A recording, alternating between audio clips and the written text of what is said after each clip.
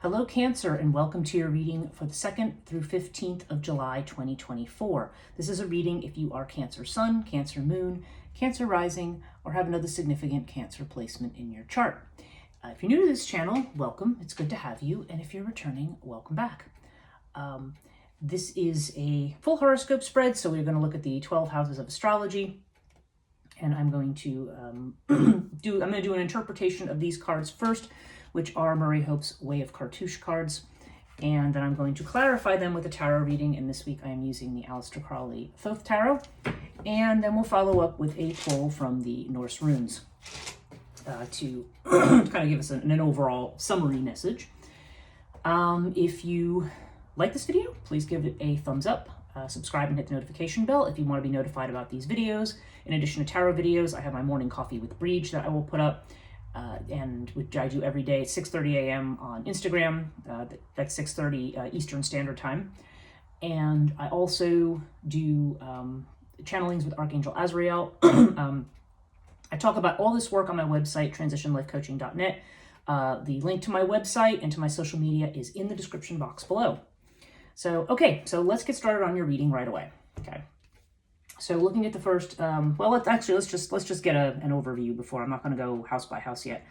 Okay. If money's been an issue for you, Cancer, then this is good because you have the Earth card in the second house. So I do feel like there is monies that are going to be coming in, or that money's going to be taken care of if that's been an issue. You do, and also there seems to be something here about legal stuff or a legal matter. We have the Crook and Flail up here in the 9th house. So if there has been some kind of a anything where there's been any kind of legal settlement or something, Crook and Flail would be saying that will be, it bodes very well for anything that has to do with courts or anything that's legal. So if that is something that you are concerned about, if there's some kind of a situation where you're saying, well, is there going to be a law? Is there going to be justice? Crook and Flail would say yes, or if you're in a situation with somebody, it would be saying, well, you're on the right side of the law and you will prevail. So take it as it resonates.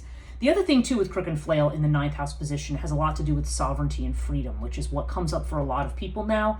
So I feel like this is saying that there's a situation where perhaps you need to assert your authority or assert your sovereignty. Crook and Flail can indicate that you or somebody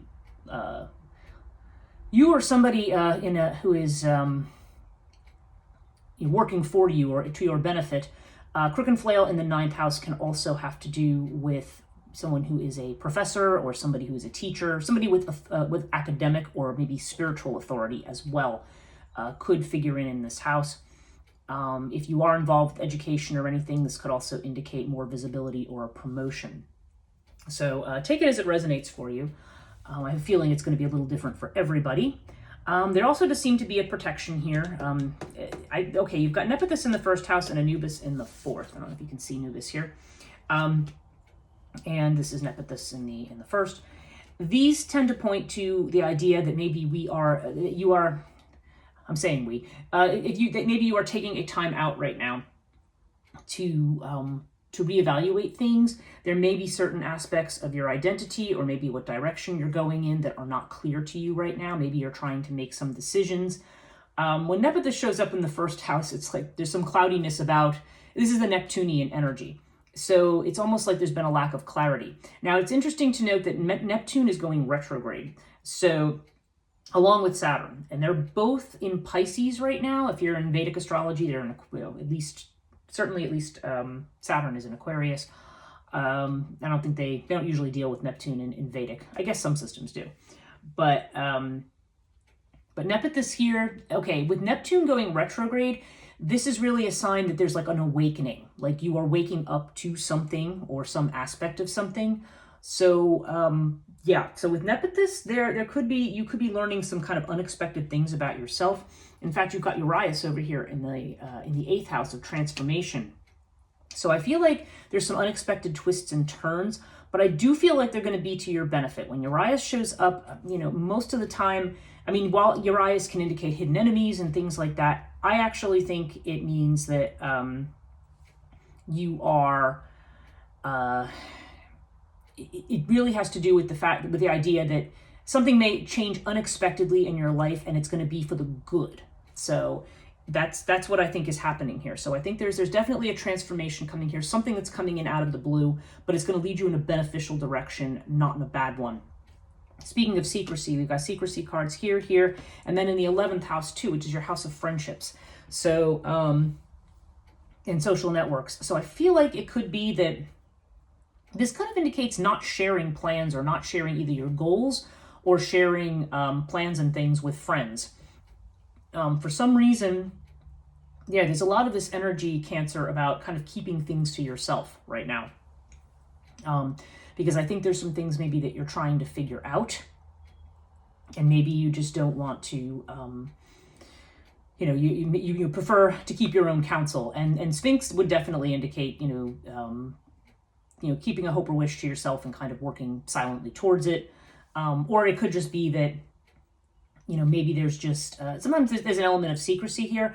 I don't know if for some people this indicates maybe that there's friends that you feel, I don't know, maybe there's people who are keeping secrets from you. I mean, that's a possibility as well. We're going to clarify this with tarot. So this is just kind of our first pass, and then we'll see what the clarification says.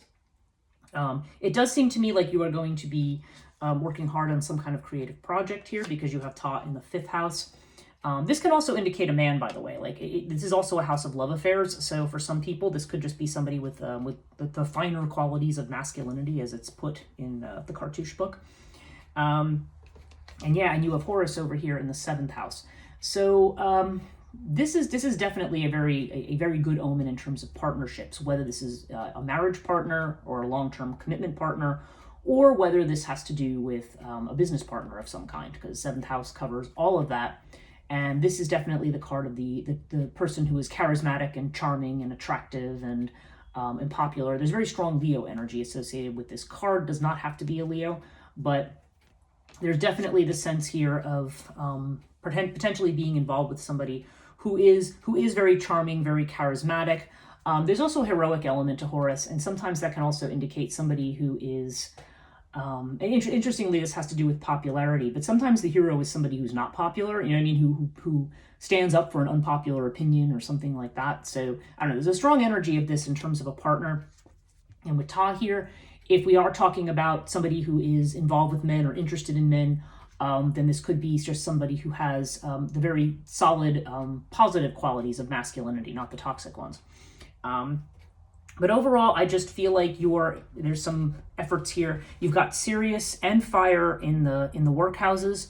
So Fire is there's an intensity here. There's a determination that we're seeing. This can also indicate renewed vitality. So if your energy level's been low, Fire's a really good card to show up in that Virgo house, because you just seem intensely passionate or motivated towards doing something, or towards service to others too. I mean, this Virgo is the house of service, so you may be very much fired up or inspired to do something.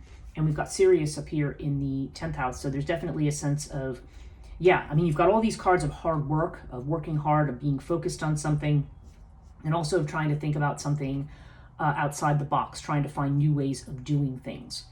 Sirius can also have to do with making use of technology and new technologies in some way, so you can take that as it resonates. But overall, it just seems like, you've got, there is a lot here about connecting with people. We have Bast in the 3rd house. So again, recognition, but also this idea of twists and turns and trying to keep something to yourself. So I don't know. I feel like you are working very, very hard right now, and there's going to be some recognition for what you're doing. There may be a fear of change here, though, with Scarab in the 12th house. I think you are legitimately becoming a new person. Maybe you don't know what this is going to mean, and there could be some trepidation around that. Okay, so let's just do some clarifications here. Yeah, we've got the Princess of Swords in the 1st house, and that's what they call, at least in one interpretation, that is Page of Swords energy, but it's in this deck it's called the Mood Fighter. And so this may be something where there may be something very emotional going on. Maybe it's something you are keeping to yourself and not sharing with people. But it's basically saying that you are, that you may be something where make sure you're keeping your feet on the ground. about something, I think is what this is saying. So let's see what else we've got here.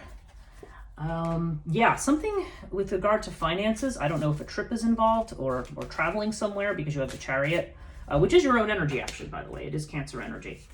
And, but generally it could also just be getting control of the situation as well. So I do feel like if your finances have been, if there's been difficulties, it seems like you may be getting these under control. But also with the Chariot here, there's also the possibility that travel or a trip is going to be somehow connected to your finances, or maybe there's going to be a job where you have to travel somewhere, or maybe you'll be moving for that. I mean, I don't know. There's a lot of possibilities there, but there does seem to be something connected to a travel or a journey in terms of your finances. Now we've got the Justice card in the third house. Okay, adjustment. And so this is the house of communications, of business. Again, this does imply something legal to me, like legal communications of some kind. So I don't know. And again, this doesn't have to be negative. A lot of times when we think of legal stuff, we think like, oh, I'm gonna get sued, or there's gonna be a lawsuit. I mean, if that applies to you, then that might be what it's referring to. But I think for the most part, in the more general interpretation, this could also just have to do with legal things like, I don't know, getting your taxes sorted out or signing a contract for something. It doesn't have to be legal in the sense of some big, legal case or anything like that. But it does seem like there may be some kind of legal communication. So maybe you are signing contracts, maybe you are doing things, maybe you're being recognized for something here. There definitely seems to be this sense of, this can also just have to do with speaking the truth, okay? The fact that it's in the third house, speaking your truth, and really getting support for that, okay? That's another possibility here. But I do feel like there could be a legal inflection, at least for some people here, especially since I'm seeing the Crook and Flail in the opposite ninth house. So, so I think it's definitely telling you to speak your truth, and it does seem to indicate that you need to look to those who are going to be supportive of you. And of course, again, just like we have this mood fighter in the first house, this would say with your communications, make sure you're keeping a balanced perspective on things. Now, this is interesting. Fourth house. Remember I had said this is your own energy, Cancer energy, right? So we have Anubis here, which is a card of protection, a card of diplomacy, of doing things, and we have it with the Ten of Swords. So the Ten of Swords, this is a card of something absolutely coming to an end. So something that you have relied upon for security, it seems like something has changed drastically. And I don't know exactly what that is. I don't know if this means moving house. This may have to do with house. This could have to do with family too. There could be a family situation going on where something has come to an end, a family relationship, or it could just be a situation within the family. Whatever that is, like if somebody's been ill for years and years and years, maybe that person has recently passed away or something. And again, this is not a predictor of death, so don't assume that that's what that means. But there just seems like some situation, or if there's been a difficult family situation, something may just suddenly end.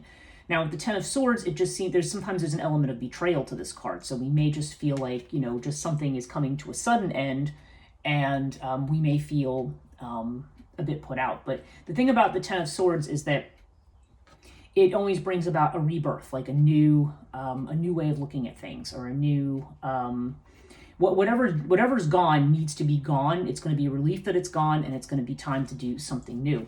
Now with Anubis here, this could also have to do with protection for one thing. So whatever's ended here, there's definitely the sense that you're going to be protected. Okay, so don't worry about that. But there's also a sense of travel. So I don't know. For some of you, this could be you're like, okay, I'm getting out of this home.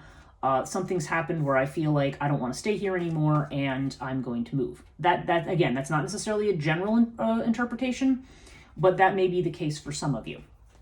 There may be something here, but if it's not about actually moving home, there's something with family or maybe your sense of security that's ended. It is telling you that you're protected in whatever the situation is. But this you may be renegotiating, moving, and changing. And maybe that's why you've got this mood fighter thing here, and you've got the Nepothist card. It may be saying, okay, there may be something that's happening that's making you reprioritize or think about what you're doing. But so far, it's just kind of like, I feel like, speaking your truth, connecting with the right people, it definitely seems like you're going to get control of your finances. if they're out of control. If they're in control, then great. I mean, they're going to continue to be.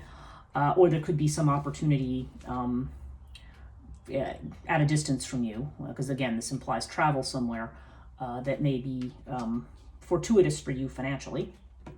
Fifth house, we're looking at Leo energy here. So, okay, so I mentioned this top card, and we've got the Six of Cups. So I don't know. Now, if this does represent a person or a man, then this could be somebody from your past. There could be some nostalgia coming in here. Because Six of Cups does tend to kind of harken us back to childhood a little bit, or the energy of childhood.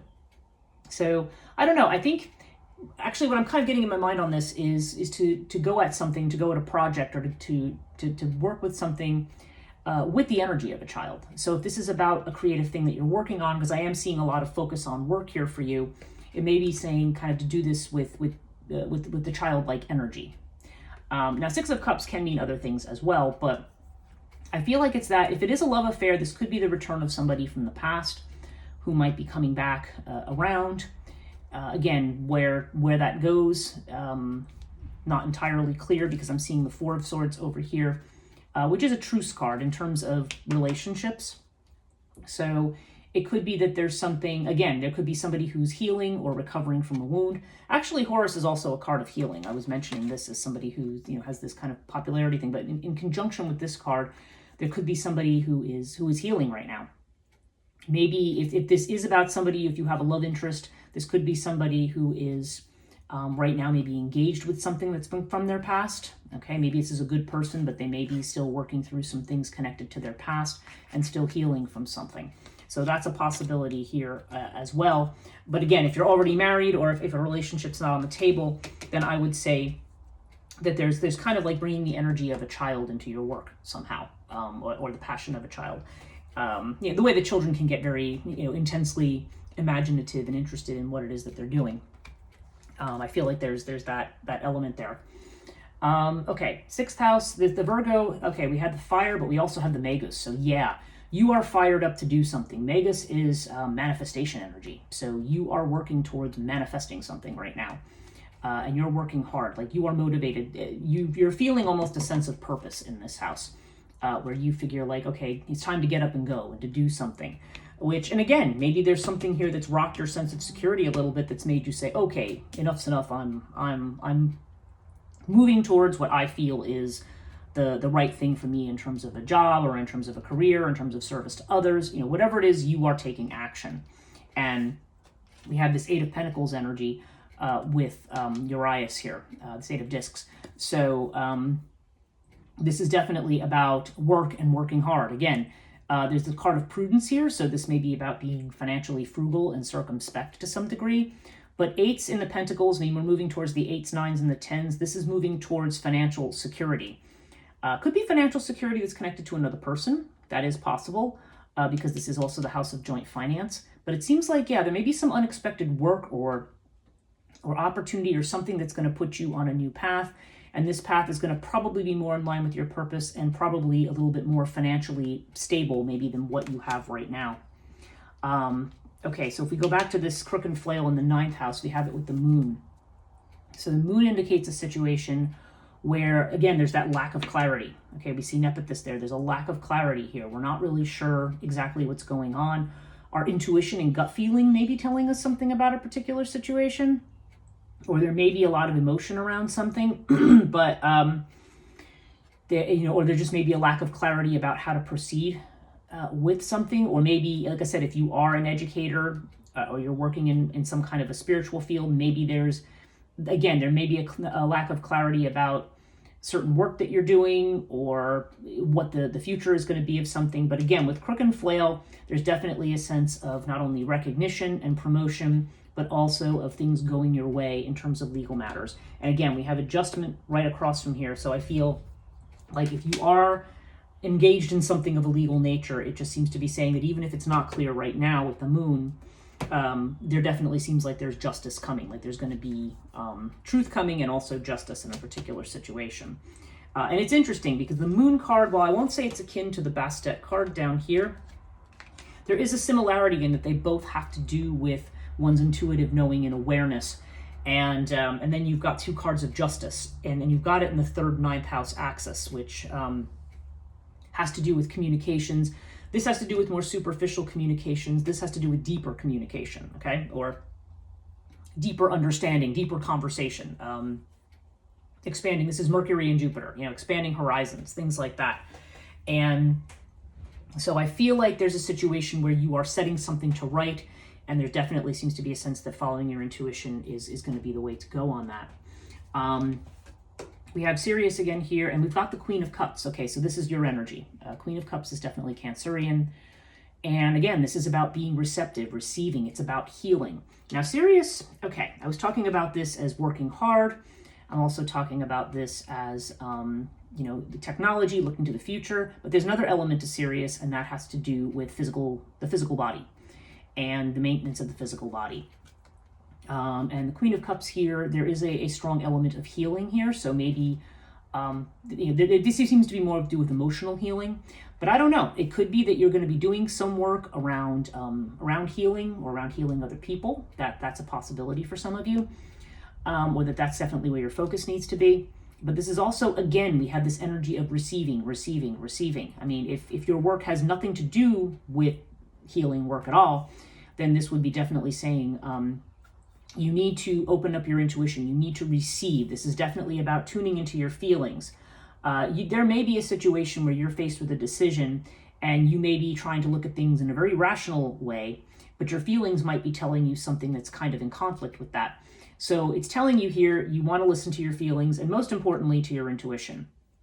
And the way I often tell people to do this, if they have a difficulty doing that, if they have difficulty separating emotions from intuition, I'm like, okay, well, set intentions before you go to sleep, like dreaming intentions, to see and pay attention to tracking your dreams, because your dreams may give you symbols and clues.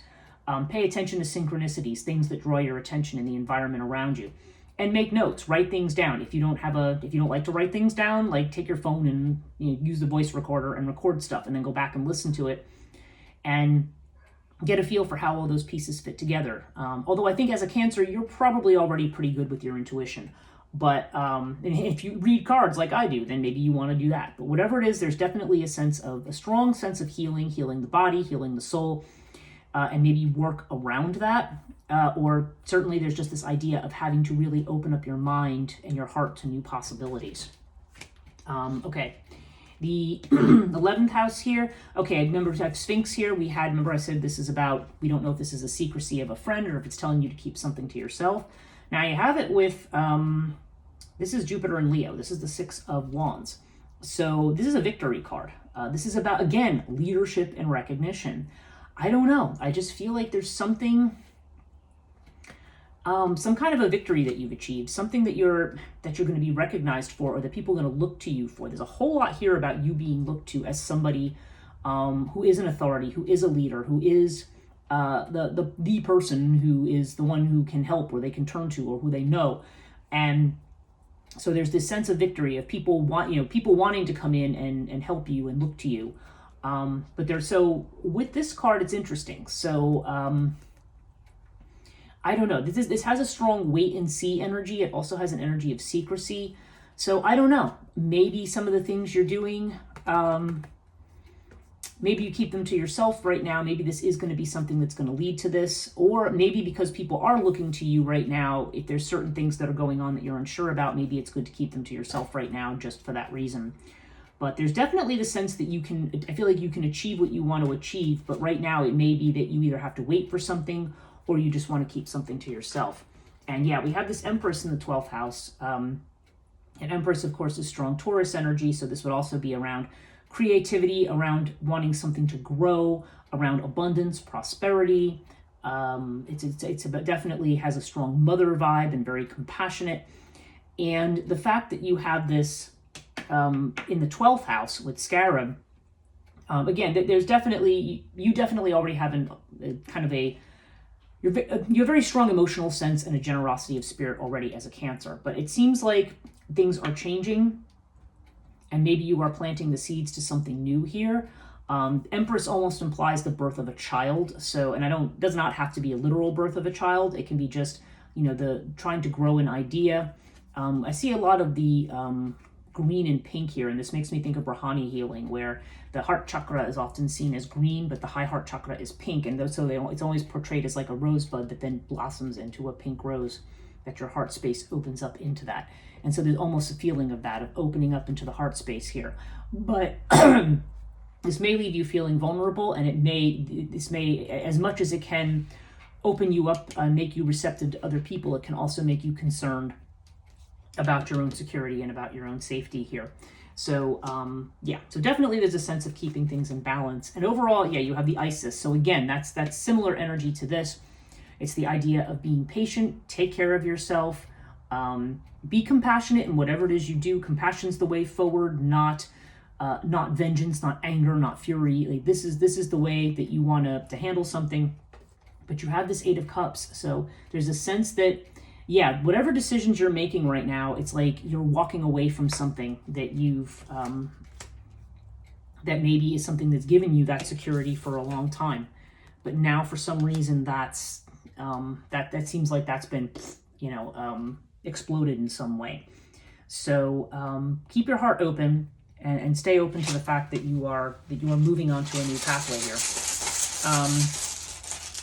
Our rune here, yeah, okay. This is also the rune. It's we have Ingus is our rune, and Ingus is okay. This is about the completion of beginnings. So the message of Ingus is, and again, this is also receptive. Like Lagus, there's kind of a moon element to it. This is a partnership element to Ingus, because you see that there's these two things that kind of are intersecting and working together. But this is really about finishing up old business. So complete projects now, get things done now, clear the space out for the new right now. And I feel like right now with the way that this is, you are definitely very motivated to do that. But yeah, overall, I feel like there's been big changes. You're trying to figure out what these are going to mean to you. And right now, I don't know, things just may feel very unclear to you, but clarity is coming, and things may not be exactly as you think they are, or things may not go in a direction that maybe you think they're going to go, but you're definitely moving away from something old here. And whatever's new, you might be a little nervous about what that means, but it's saying no, it's going to be moving in the direction of what your work is, or what it is that you, it's going to be in line with what, we'll just use the phrase soul's purpose, okay? It's definitely in line with that wherever you're going. So you are moving towards working and focusing on the things that are important. And again, keep things from people who you think may not have your best interests. But there's a lot here that's in development. So yeah, be a little patient here too, to give things a little bit of a chance to see where they're going to develop and where they're going to go. So I hope this was helpful, Cancer. Thank you so much for watching. Again, if you did like this video, hit a thumbs up, subscribe, hit the notification bell if you're not already subscribed, to get more of these videos. Thank you so much for watching, and we'll see you next time.